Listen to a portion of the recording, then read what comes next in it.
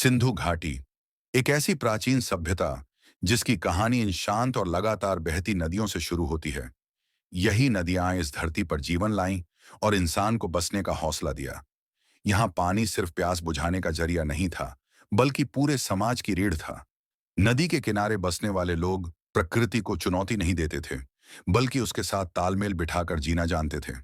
यही वजह थी कि इनके शहर अचानक या बेतरतीब नहीं बसे, बल्कि सोच समझकर और दूरदर्शिता के साथ बनाए गए थे। जब हम इन शहरों को देखते हैं, तो सबसे पहले उनकी योजना नजर आती है। सीधी और चौड़ी सड़कें, एक जैसे घर और हर जगह साफ सुथरा माहौल। यह सब किसी संयोग का नतीजा नहीं था, बल्कि एक गहरी सामूहिक समझ का परिणाम था। इन घरों की दीवारें केवल ईंटों से नहीं बनी थीं, बल्कि अनुभव और बुद्धि से खड़ी की गई थीं। हर गली खुली थी ताकि हवा और रोशनी आसानी से अंदर आ सके।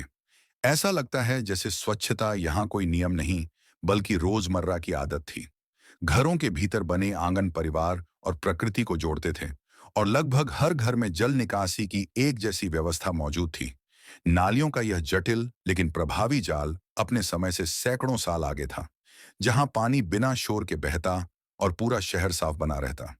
यह सब किसी राजा के डर या सख्त सजा की वजह से नहीं था, बल्कि एक सामाजिक जिम्मेदारी और सामूहिक सोच का नतीजा था।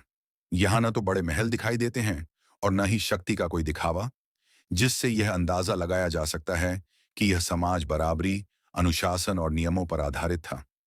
जब हम इनके बाजारों की ओर देखते हैं, तो मिट्टी के बर्तन, नाप तौल के औजार और पत्थर की मोहरें साफ बताती हैं कि व्यापार यहाँ ईमानदारी और व्यवस्था के साथ किया जाता था। ये लोग केवल अपने शहरों तक सीमित नहीं थे, बल्कि दूर दराज के इलाकों से भी संपर्क रखते थे। नदी किनारे खड़ी नावें इस बात की गवाही देती हैं कि यात्रा और व्यापार इनके जीवन का अहम हिस्सा थे। खेतों में उगती गेहूं और जौ की फसलें इस सभ्यता की आर्थिक ताकत थीं। नदी से मिलने वाली मछलियां, दूध, अनाज, फल और सब्जियां मिलकर एक संतुलित और पौष्टिक आहार बनाती थीं। शायद यही वजह थी कि यह समाज शारीरिक और मानसिक रूप से मजबूत था। पुरातात्विक प्रमाण यह भी बताते हैं कि महिलाओं की भूमिका केवल घर तक सीमित नहीं थी। आभूषण, चूड़ियां, मूर्तियां और हस्तकला के नमूने इस बात का संकेत देते हैं कि महिलाएं सामाजिक और सांस्कृतिक जीवन का महत्वपूर्ण हिस्सा थीं। कला और डिजाइन में उनकी भागीदारी साफ दिखाई देती है। और फिर आती है सिंधु घाटी की रहस्यमयी लिपि, एक ऐसी भाषा जो आज तक पूरी तरह पढ़ी नहीं जा सकी, लेकिन इसकी मौजूदगी यह बताती है कि ज्ञान केवल लिखा ही नहीं जाता, बल्कि जिया जाता है और पीढ़ी दर पीढ़ी अनुभव के रूप में आगे बढ़ता है। समय के साथ नदियों ने अपने रास्ते बदले, मौसम बदले और पर्यावरण ने अपना असर दिखाया।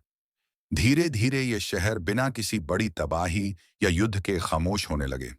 लेकिन सिंधु घाटी समाप्त नहीं हुई। वह बदली, वह फैली और नए रूप में आगे बढ़ती रही। और आज भी हमारी संस्कृति, हमारी सोच, हमारी योजनाबंदी और हमारे जीवन के तरीकों में कहीं ना कहीं जीवित है। ये प्राचीन सभ्यता हमें यह सिखाती है कि असली प्रगति शोर, शक्ति या युद्ध में नहीं होती, बल्कि अनुशासन, समझ, संतुलन और मानवता में होती है। अगर वीडियो पसंद आई हो, तो वीडियो को लाइक करें, शेयर करें और चैनल को सब्सक्राइब करें।